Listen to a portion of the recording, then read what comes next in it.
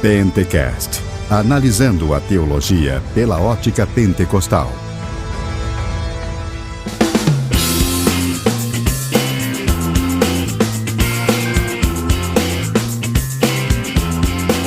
Fala, varão! Paz e graça a todos! Mais uma vez aqui com o Pentecast, analisando a teologia pela ótica pentecostal. E esse Pentecast é o número 15.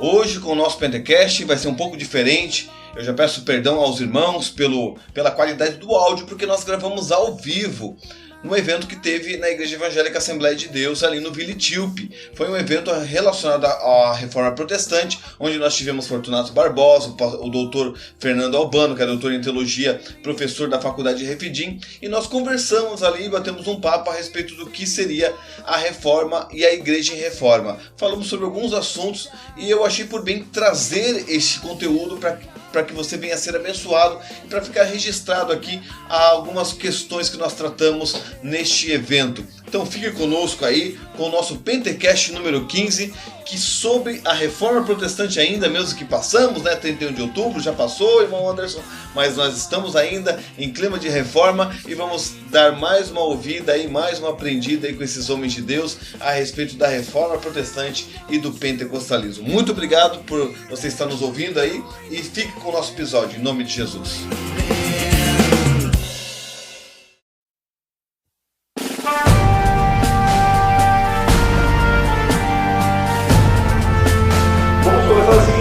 O pentecostalismo faz parte da Reforma Protestante? Nós fazemos parte.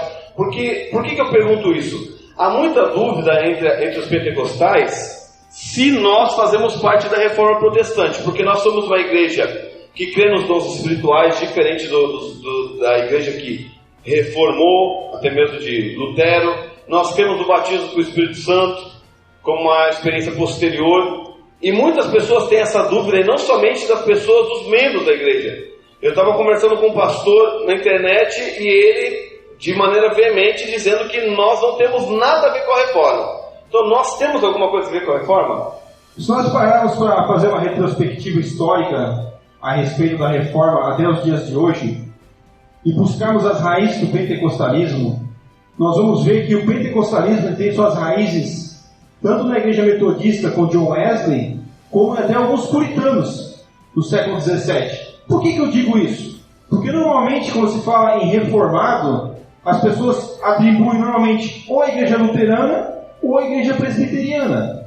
Não atribuem à Assembleia de Deus e outras igrejas que nós consideramos evangélicas e que seguem as 5 solas que estão descritas essa noite aqui. Nós, como igreja evangélica, Assembleia de Deus, se nós vamos olhar os fundadores, Daniel Berg e Gunnar Wing, ambos eram da Igreja Batista, eles prescreviam as 5 solas, que são aquilo que norteiam aqueles que se podem se considerar como igreja evangélica ou como herdeiros da Reforma Protestante. No princípio da Reforma Protestante, nós vamos olhar não somente com Lutero, porque o Lutero foi o que desencadeou a Reforma Protestante, mas haviam pessoas antes de Lutero que já tinham começado algum tipo de reforma. Já havia como, por exemplo, John Wycliffe, John Hus, Menon Simmons, eram pessoas antes de Lutero que já tinham uma visão de reformar a igreja, que já tinham a visão de atribuir e resgatar princípios que se haviam perdido desde a igreja primitiva. Então nós, como pentecostais, nós herdamos essa cultura, essa tradição, desde o tempo de John Wesley, desde o tempo dos puritanos. Por quê? Porque John Wesley, irmãos, quando ele iniciou o seu ministério em 1703, John Wesley nasce. E ali ele começa a pregar, e ele começa a ser transformado pela palavra, até que um dia ele tem um encontro real com Deus, e ele é transformado. E John Wesley foi um dos primeiros, depois da Reforma Protestante, que começou a dar ênfase às manifestações espirituais de Deus. Quem tiver a oportunidade de ler o diário de John Wesley, você vai ver que muitas coisas que nós presenciamos hoje em dia, John Wesley presenciou na sua época, na época em que ele viveu, em cultos, em pregações suas, em manifestações de Deus. John Wesley chega a dizer que pessoas caíam no chão do poder de Deus, que era como se um raio tivesse caído na cabeça dessas pessoas, e essas pessoas presenciassem emoções ou algo que eram sobrenaturais, que não poderiam ser explicadas edificada através unicamente do conhecimento humano. E posteriormente isso foi se desencadeando e foi se trazendo uma experiência e trazendo-se uma ênfase maior no Espírito Santo, uma pessoa do Espírito Santo. Porque nós temos que pensar numa coisa, irmãos. Quando os reformadores iniciaram a reforma protestante, eles perderam muito tempo, eu não diria perderam tempo, mas dedicaram muito tempo a uma defesa da justificação pela fé, que era na época o debate que estava em alto contra a Igreja Católica, provando que o homem era justificado pela fé sem as obras da lei. Eles tiveram muito tempo gasto com isso em debates, gasto isso em escritos, em panfletos e tudo mais, e não conseguiu se desenvolver uma teologia do Espírito Santo naquela época. Então a segunda geração que veio depois de Lutero e dos reformadores, ali no início do século XVII, 1600 em diante, os protestantes tiveram mais tempo para dedicar seu tempo a escritos que desenvolvessem uma teologia sistemática, que falassem mais a respeito de um relacionamento com Deus. Então nós vamos ver que no início da reforma era muita questão do embate, da defesa, e não havia uma aplicação das escrituras para o dia a dia da vida das pessoas. Mas no século XVII não. No século XVII começa a ter mais tempo, porque depois da reforma começou-se a instalar na Inglaterra,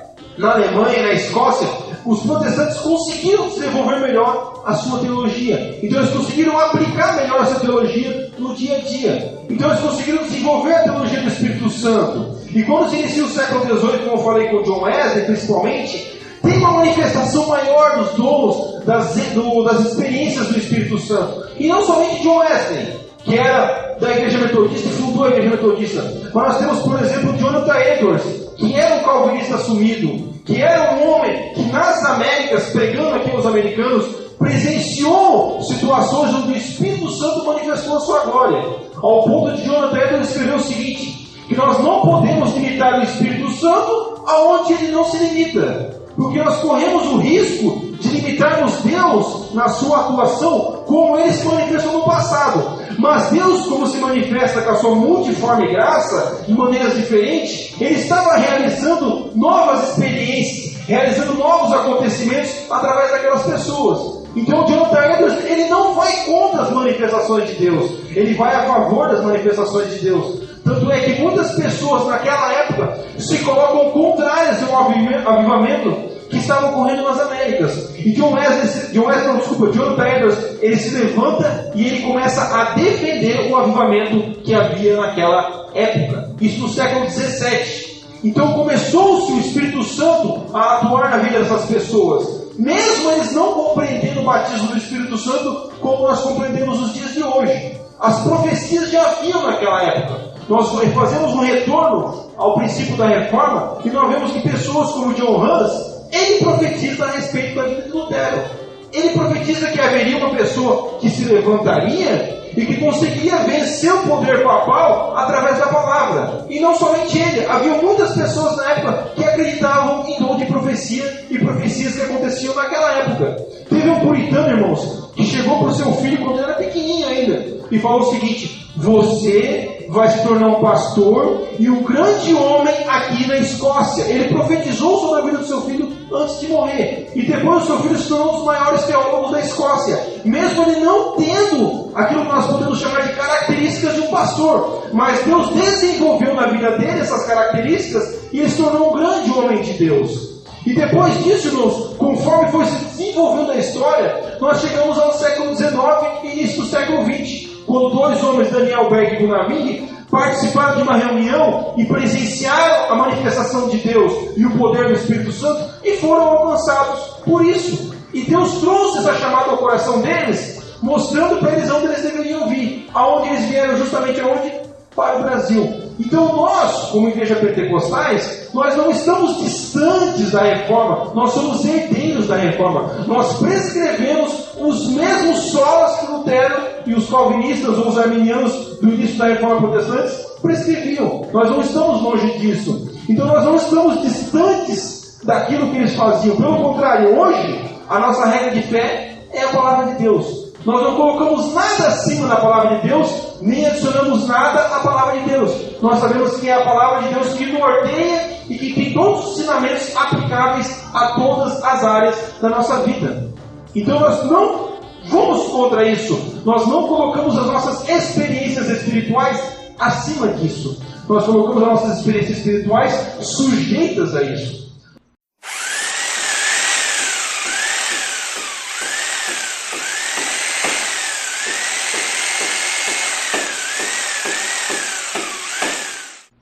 A reforma restaurou as doutrinas esquecidas da igreja, como a justificação pela fé. Algumas doutrinas que foram deixadas, a questão da igreja, ela colocava a tradição acima das escrituras, outras questões também, e a reforma ela mudou o pensamento do povo, ela mudou radicalmente nesse sentido, pregando a justificação pela fé. Agora eu pergunto hoje, Dr. Fernando Abano, algumas dessas doutrinas foram esquecidas, nós precisamos resgatar algumas doutrinas da reforma que foram esquecidas, ou não, ou precisamos nos reformar ainda, precisamos continuar nos reformando? Como é que nesse sentido, assim, como é que nós podemos entender? Há doutrinas ainda que nós precisamos resgatar, que eu não digo assim a Assembleia de Deus, mas digo de uma forma geral, o povo pentecostal, porque somos aqui uma igreja pentecostal e falamos para pentecostais. Nós precisamos resgatar algumas doutrinas esquecidas que foram impostas, ou há doutrinas ainda que nós precisamos pegar, porque nós sabemos que até o pentecostalismo resgatou doutrinas que a reforma ainda não resgatou, como o nosso amigo Fortunato falou. Como seria isso dentro do hoje agora para nós? Então, como o nosso colega bem falou, e o Anderson também destacaram, o pentecostalismo dá continuidade à reforma protestante. E um dos lemas da reforma é que a igreja reformada é sempre reformanda, ou está sempre em processo contínuo de reforma. Então a igreja, por se tratar de um organismo vivo, o corpo de Cristo, e ser uma comunidade espiritual, certo? E ter um encargo do Evangelho, da Palavra de Deus, ela tem também uma série de adversários, externos e internos. Externo, o mundo, o diabo. Interno, a própria carne, natureza pecaminosa que luta contra os crentes. Mas também todo o organismo tem que dar manutenção à sua vitalidade. Tudo que é vivo tem que lutar continuamente para a manutenção dessa vida. É por isso que, por exemplo, nós nos alimentamos diariamente. Muitos de nós fazemos atividades físicas, intelectuais, porque estamos sempre preocupados em dar manutenção à vida, à saúde.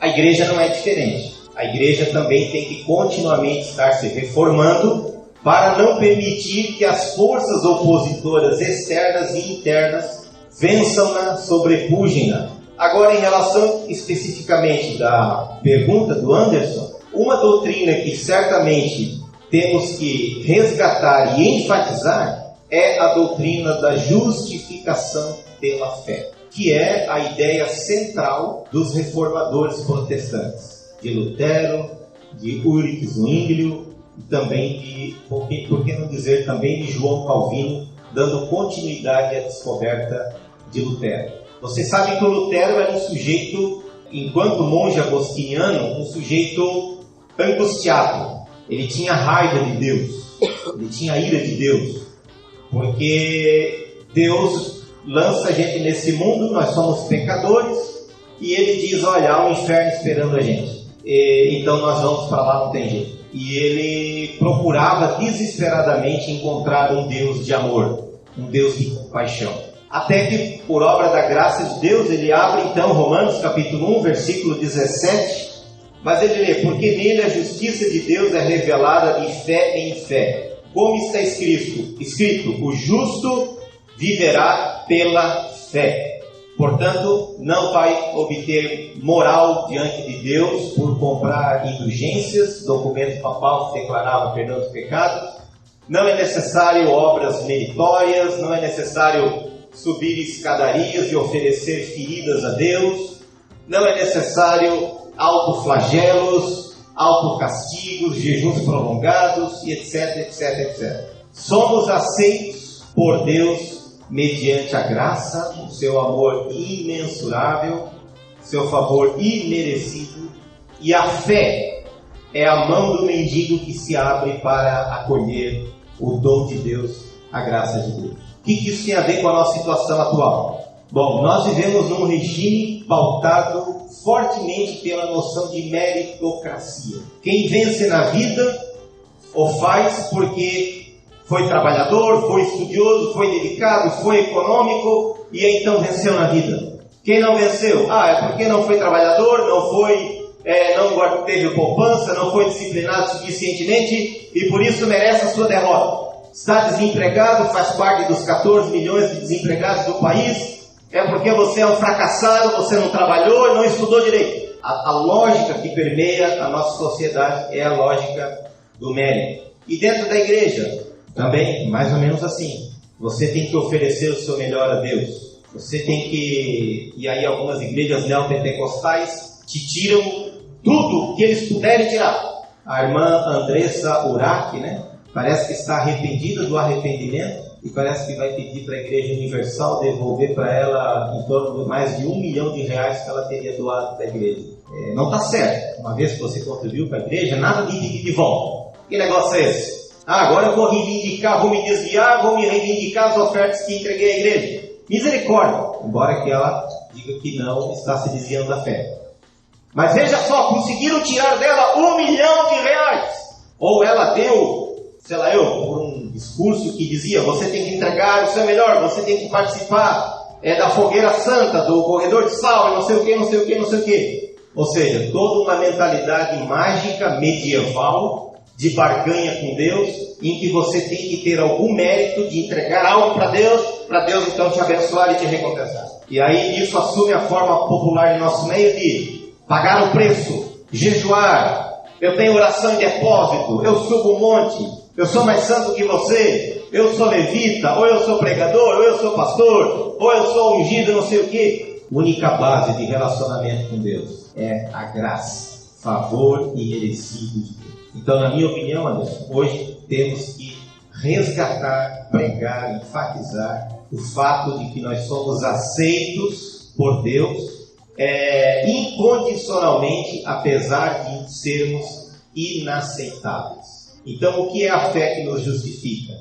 É aceitar a aceitação de Deus, apesar de nós mesmos sermos inaceitáveis. E parar com barganha com Deus, parar com negócio com Deus, parar de achar que a gente tem alguma coisa com o qual reivindicar o favor e a bênção do Senhor.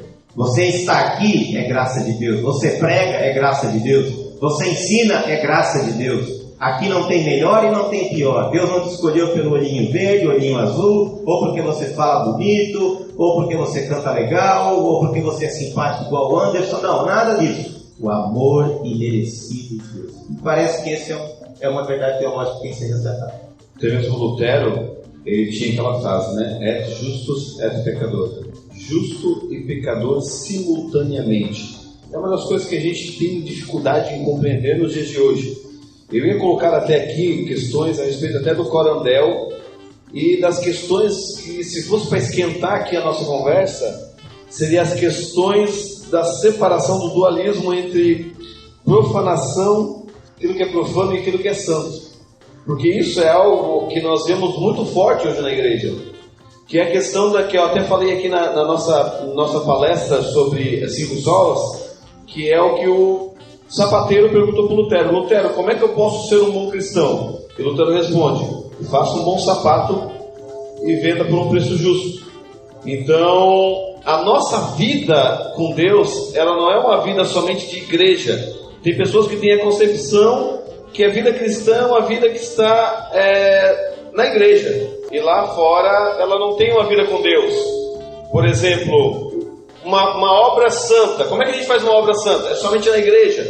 O seu trabalho, ele não é santo, porque ele é secular, e nós às vezes fazemos essa separação. E uma das coisas que a reforma trouxe foi justamente isso. A nossa vida não é uma vida somente em que os sacerdotes têm acesso a Deus. É a questão da universalidade de todos os santos. É a questão da universalidade dos santos. Todos nós podemos ter acesso a Deus agora. Não é somente o sacerdote, não é somente o pastor. O pastor está aqui como uma pessoa que está orientando a sua vida, mas o acesso a Deus é para cada um de nós, e não é somente na igreja. é em casa, é no trabalho, e é uma das coisas que a reforma conquistou, que todos nós podemos ter acesso às Escrituras. Quem tem Bíblia em casa? Levanta a mão. Todos têm Bíblia em casa. Só que hoje nós temos 30 milhões de evangélicos e é o povo mais analfabeto de Bíblia que houve na história da igreja. E é o povo que mais tem Bíblia. Como pode isso? Como pode nós termos tantas Bíblias e não conhecermos a Bíblia? E são coisas que a reforma resgatou para nós e que nós deixamos fora. Além da justificação pela fé, que eu acredito que é muito, mas essa questão também. Uma vez Lutero disse o seguinte: quero que vocês não prestem atenção muito bem no que eu vou dizer agora. Porque normalmente nós costumamos desprezar aquilo que nós fazemos dentro de casa ou fazemos diante de pessoas que não estamos vendo.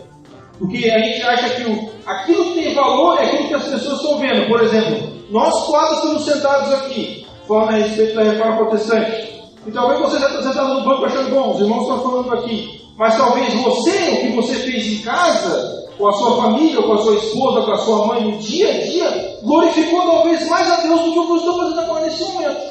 Lutero dizia o seguinte, que enquanto a Igreja Católica criava mosteiros, e colocava freiras, e colocava monges lá dentro, para se separarem da sociedade, para se santificarem, ele vai dizer que a mulher, dentro de casa, lavando a louça, servindo ao seu marido e aos seus filhos, glorifica mais a Deus, porque ela não está saindo da sociedade, ela está vivendo em sociedade, ela está glorificando Deus no meio das pessoas, e não longe das pessoas. Então esse dualismo de querer separar o sagrado do secular, de achar que, bom, eu só estou glorificando a Deus quando eu estou na igreja, cantando, pregando, ensinando, mas quando eu estou em casa, eu ajudo a minha esposa, isso glorifica muito a Deus. Quando eu pego minha família, eu vou dar uma volta no zoo botânico, isso glorifica a Deus. Deus, irmãos, Ele é glorificado quando nós nos deleitamos, nos alegramos em fazer aquilo que Ele criou para nós fazermos, pois nós somos mordomos do Senhor nessa terra. Quando Deus criou Adão, irmãos, Ele colocou tudo à sua disposição para que ele viesse administrar a terra. Então, quando uma pessoa administra a sua família, administra o seu negócio, ele não está administrando longe de Deus, ele está administrando diante de Deus. Então, Deus é glorificado aonde você estiver. Jesus mesmo disse, porque o reino de Deus não vem com aparência exterior, nem dirão, ele aqui ou ele ali. O reino de Deus está entre vós. Então, onde você estiver, você é o reino de Deus. Aonde você estiver, você exerce isso. Então, quando a Igreja Católica colocou o sacerdócio, o clérigo, longe do povão, onde o povo era ignorante, longe das Escrituras, o povo se considerava inferior àquilo que o clérigo fazia. Então, se ajoelhar diante de um bispo, de um padre, beijar sua mão no seu pé, era beijar a santidade de Deus, homens santos. Mas aquelas pessoas que estavam vendo o seu dia a dia, muitas das vezes estavam glorificando mais a Deus do que aqueles clérigos. Porque a mentalidade das pessoas fazia um dualismo. Quando eu estou na igreja, eu glorifico a Deus. Mas quando eu estou fora da igreja, eu não tenho como glorificar a Deus. Mas isso é muito pelo contrário. Aonde você estiver, você glorifica a Deus e deve glorificar a Deus. Jesus disse que a nossa luz deve se manifestar diante dos homens, para que eles possam ver e glorificar o Pai que está no céu. Então, quando nós separamos essas coisas, nós estamos dizendo assim para Deus: Deus, até aqui eu sou cristão, daqui para cá você não precisa estar comigo. Mas muito pelo contrário, o Espírito Santo está com você, e aquilo que você faz para a glória de Deus. Quando Paulo diz o seguinte: quer vocês comam, quer vocês bebam, vocês devem dar glória a Deus. E Paulo está falando de coisas simples, irmão: comer e beber. Ele não está falando quando você estiver orando, você estiver jejuando na igreja. É você comer e beber. É você sentar na sua casa, com a sua família, e comer aquele ovo com pão mesmo, que é o que tem, aquela água, glorificar a Deus. Você está dando glória a Deus pelo que Ele está fazendo. Aquele momento é santificado. Você pode santificar aquele momento, porque você é um sacerdote de Jesus onde você estiver. Que é o princípio da reforma protestante também. Um sacerdócio universal de todos os santos. Porque a mentalidade é o seguinte: somente aquele que é ordenado com mãos impostas é um sacerdote. Mas todos nós que recebemos a palavra, cremos, fomos transformados por Deus e recebemos o Espírito, nós somos sacerdotes de Deus diante dos homens. Nós apresentamos a multigraça de Deus, a multiforme graça de Deus, através da nossa vida. O Espírito Santo ministra dons em nossas vidas, que que nós devemos aplicar e servir aos irmãos. O dom que Deus dá, Ele não dá para mim me vangloriar, ou ter aquele ego daquilo que Deus me usa, não. O dom de ensino é para a pessoa ensinar aos outros. O dom de profecia é para a pessoa profetizar para os outros. O dom de cura é para a pessoa curar os outros. Tudo que Deus nos dá é para os outros. Então não faz sentido eu separar o secular do sagrado, porque se eu separar isso, eu estou dizendo que o Espírito Santo não pode ministrar através da minha vida em outras áreas que muitas das vezes as pessoas necessitam disso. Então você é o reino de Deus onde você estiver. Seja na escola, seja no trabalho, aonde você estiver. Você glorifica a Deus onde você colocar a planta nos seus pés. Aonde você colocar a planta nos seus pés, o Espírito Santo vai estar com você. E você glorifica a Deus aonde você estiver.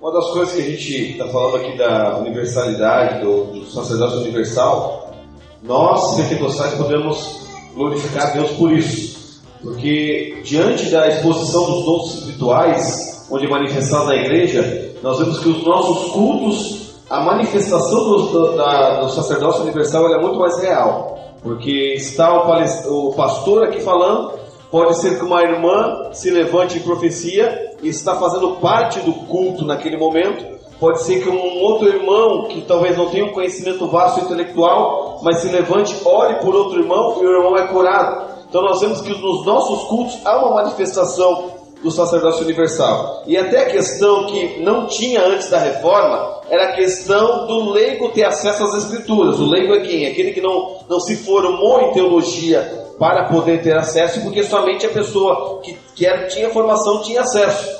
Só que mesmo após a reforma houve uma resistência nessa questão do leigo ministrar. Isso só foi ocorrer lá em John Wesley, que começou-se a dar oportunidade para as pessoas, e até mesmo John Wesley teve uma resistência até a questão da pregação do leigo, da pessoa que não tinha formação em pregar, mas depois que ele viu até os primeiros pregarem que tinha conteúdo bíblico, porque eram pessoas que estudavam realmente as escrituras, começou-se a ter acesso. E hoje no pentecostalismo nós sabemos que é assim, como diferente até de igrejas históricas e até mesmo de outras igrejas onde a pessoa tem que ter uma formação para falar diante do público.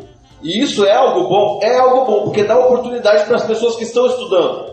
Por outro lado, dando oportunidade para as pessoas, nós temos visto muitas distorções das escrituras por causa das oportunidades que são dadas ao leigo.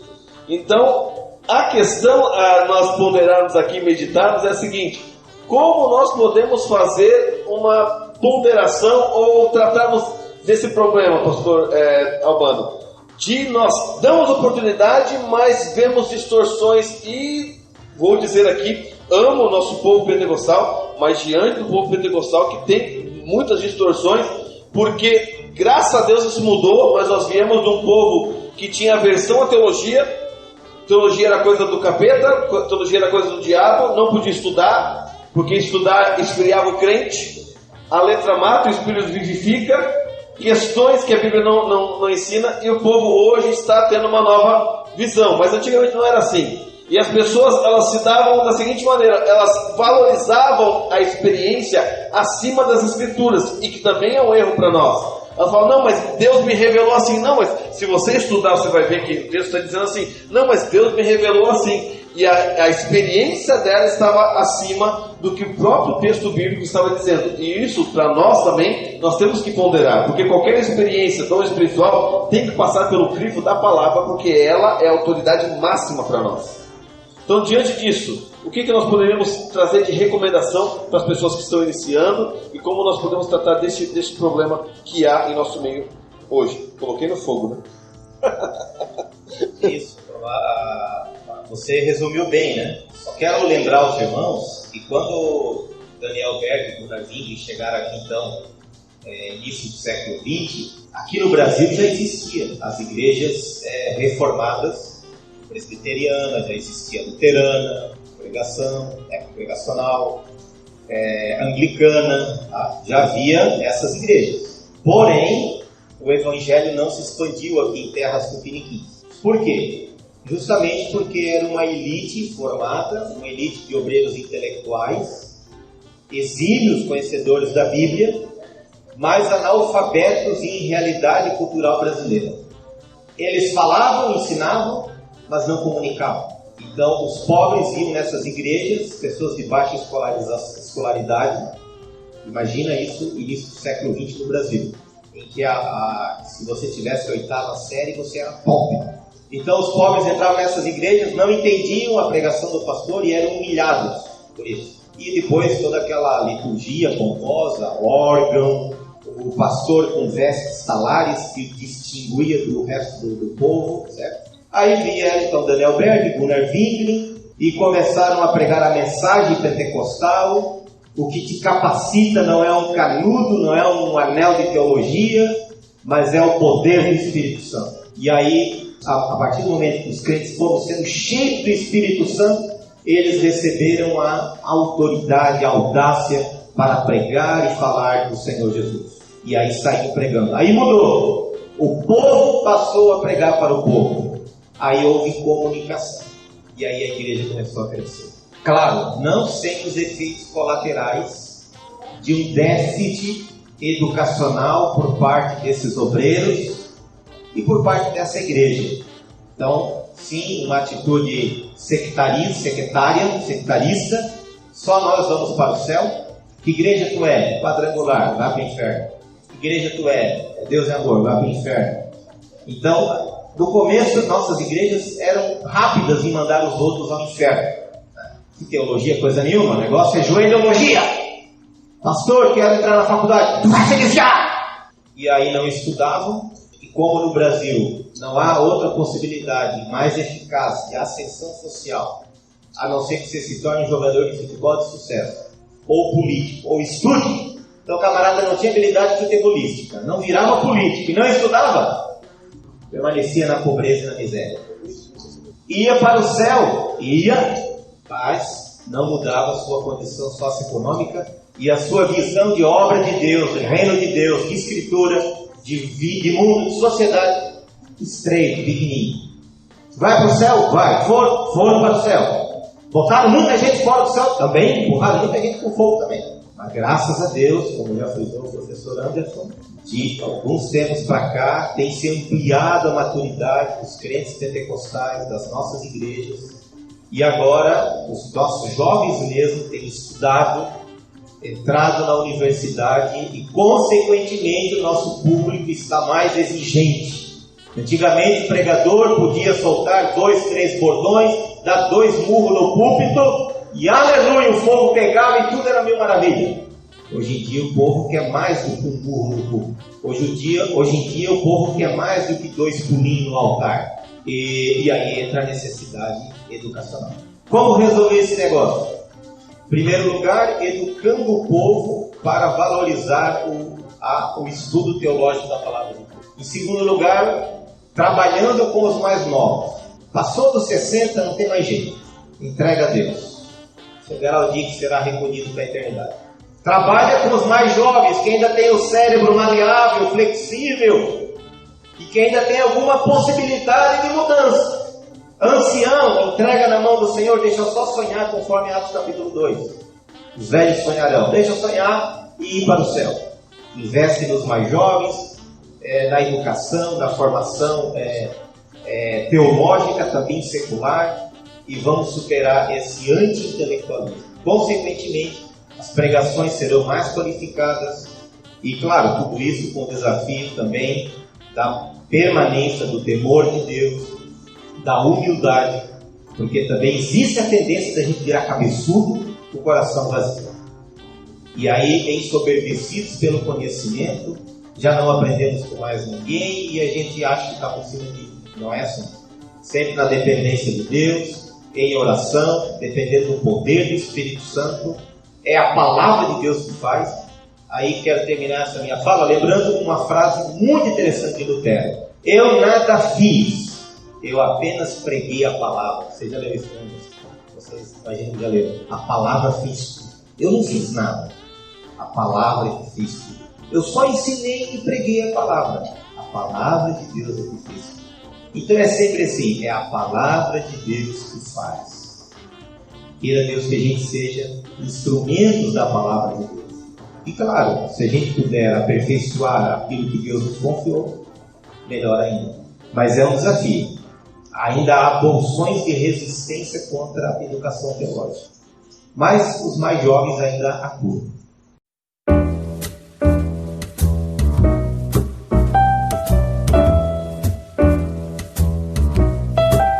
Nós estamos falando sobre os leigos, os pobres serem deixados de lado.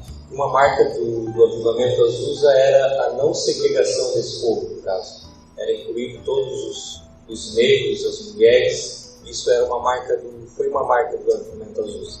Mas ainda ali sobre os tradicionais, os pentecostais e os neopentecostais, a gente vê que dentro do movimento pentecostal a gente consegue ver alguns movimentos dentro das igrejas pentecostais que mais partem para um movimento neopentecostal, fugindo, no caso, do embasamento bíblico, fugindo das bases bíblicas.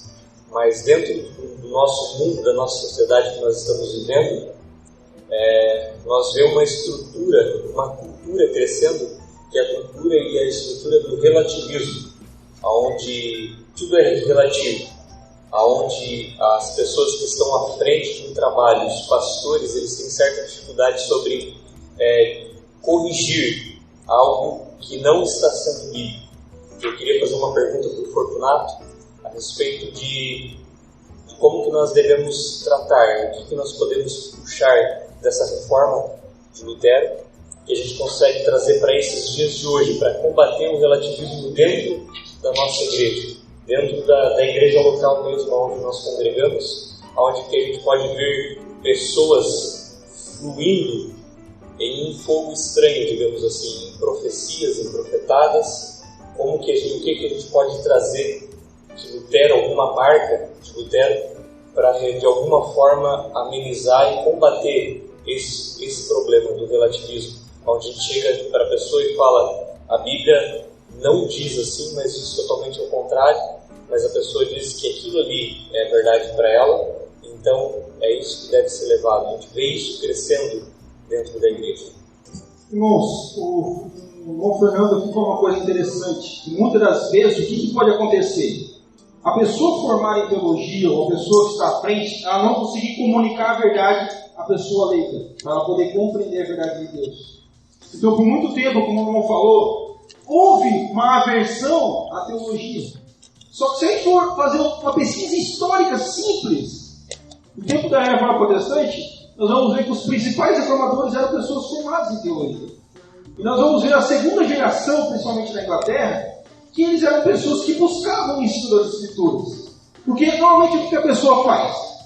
Cai no extremo. Ou a pessoa diz, não precisa ser do espiritual, só buscar o conhecimento, ou a pessoa puxa para o outro lado, não, eu só vou orar e não preciso do conhecimento. Então cai nos extremos. C.S. Lewis falou a respeito disso uma vez. Ele falou que o diabo costuma mandar erros aos pais. Para quando a gente descobrir que está num erro, um lado, a gente corre lá para o outro achando que está combatendo aquele erro. E nós caímos no erro ao contrário.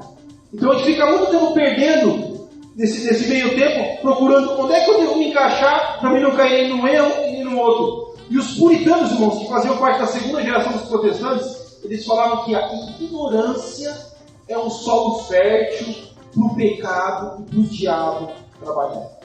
Por isso que a Reforma Protestante deu muita ênfase à educação.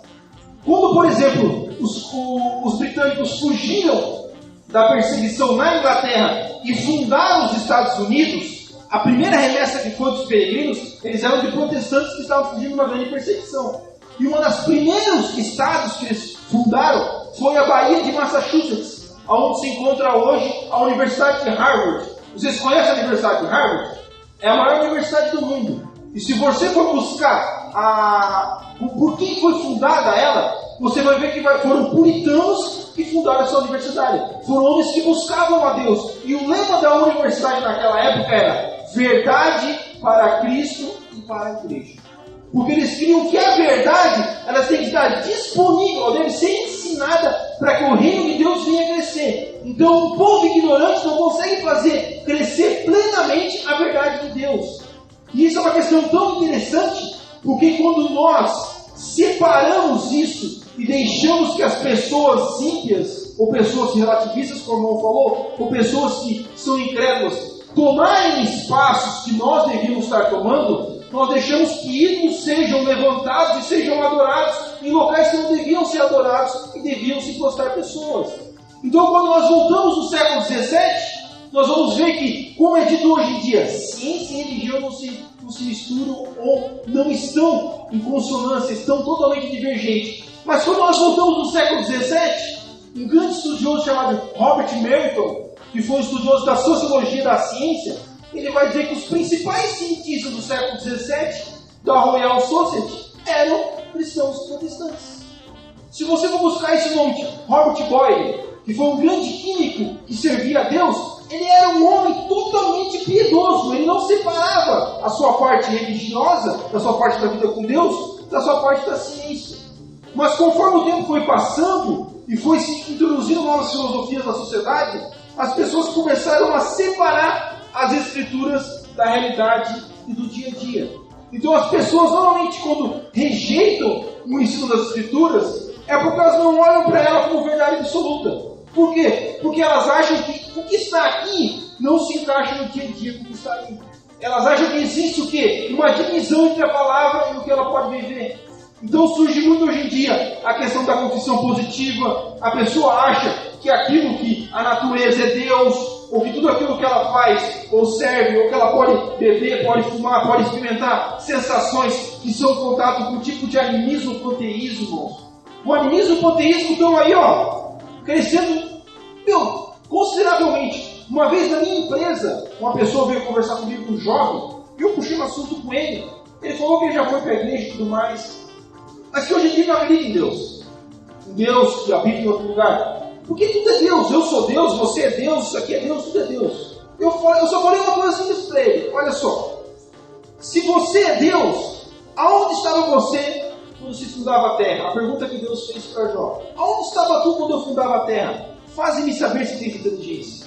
Porque a pessoa, quando começa a considerar tudo que é Deus, uma pergunta simples. Se tudo é Deus, aonde estava Deus quando o universo não existia, se não havia nada? Porque Deus criou os céus e a terra. E antes do céu e a terra existir, não havia espaço e tempo nem matéria. E onde estava Deus se não havia tempo, espaço e matéria? Então Deus está fora disso. Porque quem criou isso está fora do tempo, tem que ser imaterial, porque ele criou a matéria, ele criou o tempo e o espaço, então ele tem que ser imutável e atemporal. Quem é esse? É somente Deus. Porque ele tem que ser um ser poderoso para criar todas as coisas. O universo não veio assim do nada, simplesmente explodiu e ponto final. Não. Na verdade, até a teoria do Big Bang é proposta por um padre chamado Georges Lemaitre, só para os irmãos terem noção. Então a própria teoria do Big Bang, muitas vezes, que é usada contra a fé cristã, foi proposta por uma pessoa que consideravelmente acreditava em Deus naquela época. Então quando as pessoas fazem essa divisão do que deve servir a Deus e do que não deve servir a Deus, e andam segundo o seu próprio nariz ou acham que aquilo é a verdade, e quando você vai tentar falar isso para ela não quer aceitar, das duas uma. Ou essa pessoa está com a mente cauterizada e tudo aquilo que você falar será inútil, somente o Espírito Santo pode convencer ela, ou você vai ter que persuadir ela de que a palavra de Deus é a verdade, que fora dela não existe salvação, que ela é instrução para o homem seguir para a vida eterna. Então quando uma pessoa chega para mim, por exemplo, e começa a falar, bom, mas o que tem na mão é apenas mais um livro de muitos que existem. Existe o Alcorão, existe o livro dos hindus, existem tantos livros, porque a tua palavra é a verdade. E aí você tem que começar a falar, irmãos, a respeito de como Deus se revelou na história. Você pega, por exemplo, Isaías capítulo 53, falando a respeito da história de Jesus. Você lê que uma pessoa dessa e fala o seguinte, de quem você acha que está falando essa palavra? Normalmente uma pessoa que tem um conhecimento mínimo de quem foi Jesus, vai dizer, não, essa palavra está falando a respeito de Jesus. Pois é, essa palavra foi escrita 700 anos antes de Jesus nascer. E fala justamente da sua vida e como ele deve morrer. Uma pessoa que diz, bom, mas isso que está escrito aí eu não posso confiar, porque ela foi escrita por homens. Mas espera aí, se você for começar a olhar a quantidade de manuscritos da Bíblia, comparando com outras literaturas da antiguidade, você vai ver que, por exemplo, quando você compara a Bíblia com escritos de Platão, de Aristóteles, que foram filósofos pagãos antigos, você vai ver que a quantidade de manuscritos da Bíblia ultrapassa muito mais a quantidade de manuscritos daqueles outros. Então você pega, por exemplo, Tácito, que foi um historiador romano. Nós temos 20 cópias dos manuscritos dele. Mas nós pegamos o Novo Testamento, por exemplo. Nós temos 24 mil manuscritos do Novo Testamento. E você pega, mas e a distância entre o original e a cópia? Porque a Bíblia, irmãos, ela foi escrita, mas muitas cópias que nós temos hoje é o que sobreviveu. Nós temos cópias, irmãos, do século I, que tratam a respeito da Bíblia. Nós temos do século II, do século III. Então, nós temos cópias da Bíblia em épocas que viviam pessoas que andaram com os apóstolos para testificar aquilo que estava sendo escrito ou não. E não somente isso, somente a verdade revelada é que consegue me dar as diretrizes para trabalhar na vida.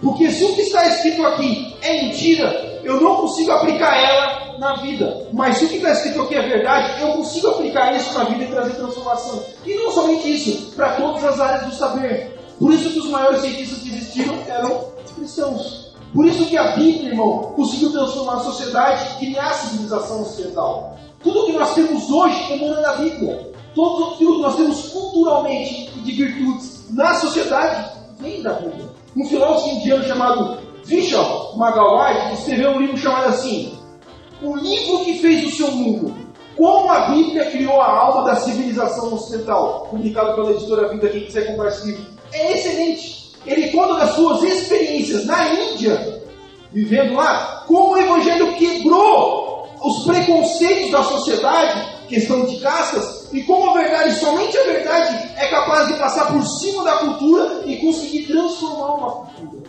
Então somente a Bíblia consegue fazer isso. Nenhum ser humano, pela sua capacidade intelectual unicamente, consegue trazer uma transformação social. Mas a transformação que a palavra de Deus faz, ela perpetua e traz salvação e libertação até nas questões sociais.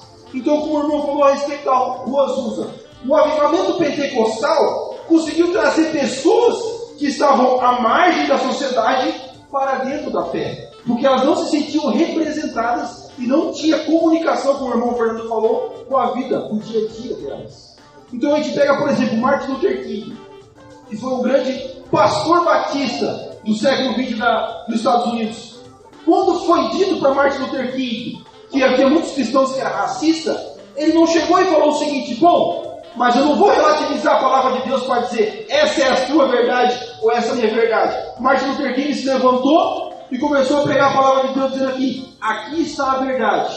E a palavra de Deus diz que todos os homens foram criados iguais diante de Deus. Então, antes de relativizar a palavra de Deus, ele trouxe as pessoas para o centro da palavra e disse: se a palavra de Deus diz isso, você estará indo contra o que Deus diz. E somente a palavra de Deus, pregando isso, ele trouxe essa transformação para que havia um racismo nos Estados Unidos. Então ele não relativizou a palavra de Deus, ele trouxe as pessoas para perto da palavra de Deus. E isso foi o que transformou a sociedade naquela época. Então, antes de relativizar a verdade, normalmente uma pessoa que relativiza a verdade é porque ela quer justificar o seu pecado. Normalmente uma pessoa que diz o seguinte: não existe verdade absoluta, é porque ela quer viver a sua vida com uma mente limpa, sabendo que não haverá um julgamento por aquilo que ela faz ou não faz. Porque ela sabe que se existe uma verdade, ela está debaixo do julgamento dessa verdade. E se ela sabe que existe um Deus, que existe uma palavra que é contra o que ela faz, ela sabe que um dia terá que prestar contas disso. Então o que ela faz? Ela relativiza a palavra de Deus. Então, como disse Spurgeon, a palavra de Deus ela é odiada porque ela contém uma coisa que o homem não gosta, que é a verdade. Quem gosta de ouvir muitas vezes a verdade? A pessoa chega na tua cara e diz o seguinte: você é orgulhoso, arrogante e tem que se converter. É isso que a palavra diz pra gente muitas vezes. E como arrogante e orgulhoso, a gente não deu. Porque a gente acha que a gente é alguma coisa. Mas como foi dito hoje, se Deus não tivesse estendido as mãos para nós, sola graça, somente pela graça, nos alcançado no lamaçal de pecado que nós não estaríamos aqui hoje. Para prestar atenção, irmãos. Você não acordou um dia e foi buscar Deus. Se você foi buscar Deus algum dia, foi porque Deus te buscava há muito tempo. É porque Deus já trabalhava na sua vida. É porque o Espírito Santo trabalhava no seu coração. E um dia você se aproximou de Deus. C.S. Lewis fala isso na sua autobiografia. C.S. Lewis, o autor das Crônicas de Nárnia, do filme, que foi ateu por muito tempo e se converteu. Ele fala isso na sua autobiografia, Surpreendido pela Alegria, é o nome do livro. Ele conta a sua história de conversão. Ele fala o seguinte, que quando ele se deu conta de que estava diante de Deus, e quando ele olhou para trás, ele viu que tudo que Deus estava fazendo na sua vida era trazê-lo para perto dele mesmo. Então não era C.S. Lewis que estava buscando a Deus, era Deus que estava buscando a C.S. Lewis desde o começo. Então não era você que estava buscando a Deus, é Deus que estava te buscando há muito tempo. Por isso glorifique a Deus, porque o Senhor olhou para você com misericórdia e amor, mesmo sabendo quem você é e poderia ser, irmãos. Porque Deus conhece a gente no nosso pior estado possível. Deus é onisciente. Todos os pecados que você cometeu até hoje é uma coisa, mas Deus te conhece em todas as circunstâncias possíveis, o que você faria ou não, como você agiria. E mesmo assim, Ele te ama e morreu na cruz para te salvar. Então, quem relativiza as Escrituras é porque quer fugir da condição que as Escrituras colocam ela. Porque se ela estiver debaixo das Escrituras, debaixo da autoridade das Escrituras, ela vai ter que reconhecer que é um pecador. E vai ter que reconhecer que só existe uma saída para o pecador: ser salvo por um Deus que envia o seu Filho e morre na cruz do Calvário. Só os Cristos. Somente Cristo é suficiente. Somente Cristo tem os méritos que nós podemos ser salvos. Somente Cristo satisfaz a ira e a justiça de Deus. Somente Cristo tem o que nós necessitamos. E o ensino dos reformadores era isso. Somente Cristo é suficiente. Então uma pessoa dessa, irmãos, que começa a relativizar, nós devemos apresentar que a palavra de Deus, e na verdade não é a palavra que está em julgamento, é a pessoa que está em julgamento. Claro, nós devemos orar por essa pessoa, para o Espírito Santo trabalhar, mas nós devemos mostrar que a palavra de Deus é aquela que norteia e contém a verdade, e é a verdade de Deus para todos os seus.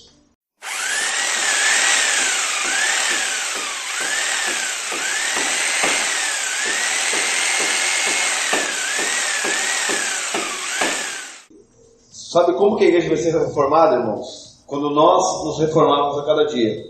A igreja vai estar se reformando quando cada um de nós estivermos nos reformando perante Deus, perante Cristo, perante o Espírito Santo de Deus. Se nós nos colocarmos diante da presença de Deus para sermos reformados por Ele, transformados, mas reformados para utilizar essa palavra da reforma, mas transformados de glória em glória, a cada dia a igreja vai se reformando, porque nós não podemos podemos fundar uma nova igreja, mas nós podemos fazer a diferença na nossa igreja. Eu acho que todo mundo deve pensar o quanto esse homem, né, de Deus foi incrível.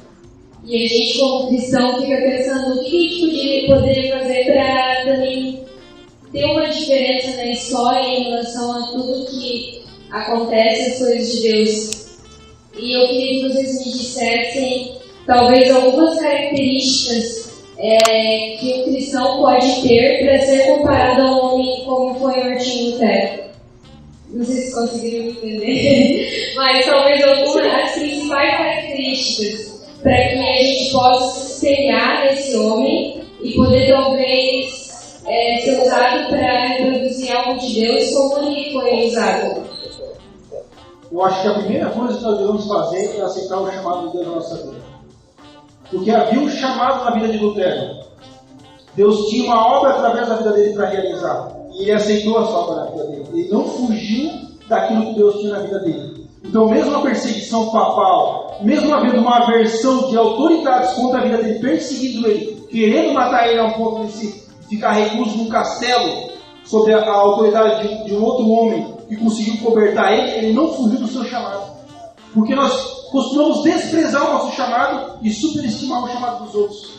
Como disse Pascal uma vez, Blaise Pascal, um filósofo cristão matemático, ele falou uma coisa simples para nós refletirmos nessa noite. Ele falou o seguinte numa reunião de escritos dele chamada Pensamentos: se o nariz de Cleópatra fosse menor, talvez a plenitude da terra seria diferente. Irmão, o que isso tem a ver, irmão? Uma coisa tem a ver com a outra. Se você for parar para estudar um pouco a história, você vai ver que Marco Antônio, que foi a pessoa que se apaixonou por Cleópatra, foi uma rainha egípcia que viveu um século antes de Jesus, é dito que uma das características que ele gostou mais foi o nariz dela, porque era um pouco maior. Só que se fosse um pouco menor, talvez muitos acontecimentos que influenciam a sociedade naquela época, que mudariam o mundo, não teriam acontecido. Porque nós costumamos a desprezar as pequenas coisas do dia a dia. Mesmo sendo chamado pequeno, que muitas vezes as pessoas não veem, a gente costuma menosprezar na nossa vida. Então o que Lutero fez? Ele aceitou o que Deus tinha para a vida dele. Mesmo que muitas vezes os homens não possam ver o que nós fazemos. Mas as pequenas coisas do dia a dia é o que influencia e desencadeia uma transformação no dia a dia. Então a primeira coisa que eu diria é que a pessoa que quer ser como Lutero tem que aceitar o que Deus tem na sua vida e não fugir disso. Porque foi fazendo o que Deus queria que Lutero sentiu satisfação na sua vida. Porque quando nós fugimos do nosso chamado, nós não somos felizes, irmãos. Nós somos felizes quando executamos o que Deus tem para a nossa vida. Quanto mais você foge do que Deus tem, menos você é feliz. Quanto mais você executa o que Deus tem, mais você sente satisfação e sente alegria em fazer. Então aceite o seu chamado, independente do que seja o seu chamado. Nunca menospreze o que Deus tem na sua vida, porque podem ser pequenas coisas que podem mudar grandes coisas. Eu diria, respondendo a sua pergunta, uma boa pergunta, eu diria que nós deveríamos desenvolver a coragem de Lutero. Acredito que ele foi sobremodo corajoso, porque ele simplesmente enfrentou o maior poder que havia na época, que era o poder papal. Então ele foi de uma grande audácia. Então eu penso que se a gente quer fazer a diferença nesse mundo, nessa sociedade, na nossa igreja, nós temos que ter a coragem de seguir a nossa consciência iluminada pela Palavra de Deus e agir conforme esta consciência iluminada. Ainda que, ao fazê-lo, coloquemos o nosso conforto pessoal, o nosso status, numa situação de perigo. A maior parte das pessoas não fazem a diferença porque são tomadas pelo medo da reprovação do olhar do outro. E aí freiam as suas potencialidades e não vão na direção daquilo que o Fortunato destacou, que é a vocação de Deus para a sua vida. Então eu digo, o que podemos aprender com Lutero? Qual a característica de Lutero que, se for acolhida por nós hoje, fará a diferença? Eu digo, a coragem. Nós temos que ser mais corajosos na nossa condição de crentes, de cristãos, de pregadores e de pregadoras. Hoje, de modo geral, nós estamos muito preocupados em agradar. A gente quer agradar todo mundo. E quem está preocupado em agradar todo mundo não pode fazer a diferença na obra de Deus. Pastor, como Lutero, quando tudo começou, ele passava um grande conflito, porque mesmo sendo um religioso, um monge, ele não se sentia perdoado. Esse era um grande conflito. Ele conhecia, pelo que diz o filme ali, só o Antigo Testamento, não? Mas ele passava muito conflito nessa questão de que, como o Fernando falou, né? Deus nos colocou aqui, somos pecadores e ele queria nos lançar no inferno. Então, através das Escrituras, ele começa a conhecer a graça, através da fé, da Escritura, só de glória, né? Tudo é para a glória de Deus. Eu queria que vocês comentassem rapidamente sobre os Cristos, que é isso que Lutero entendeu, que é somente através de Cristo que nós nos chegamos a Deus. Porque depois de algum tempo de fé, eu passava por esse conflito. De quando eu fazia tudo certo, eu buscava a Deus, eu era sábio. E nos meus momentos de que eu me sentia fracassada na fé, sem tanta fé, ou testemunhando tanto a Cristo, como o Fernando falou, que a gente foi chamado para ter essa ousadia, quando você deixa passar aquela oportunidade de falar de Cristo, a gente se sente, como diz o crente ioiô, tem horas que a gente está lá em cima e está lá embaixo. Então o Anderson ministrou muito isso no meu coração, somente através de Cristo. É nosso pensar nele. Então, eu queria que vocês falassem um pouquinho sobre Cristo. Na verdade, isso aí entra no sola fide também, né? Porque na verdade é o centro da reforma, que é a justificação pela fé. É a justificação pela fé. O que a gente conversava muito, eu e a Paola, é que ela tinha dúvidas a respeito da sua salvação.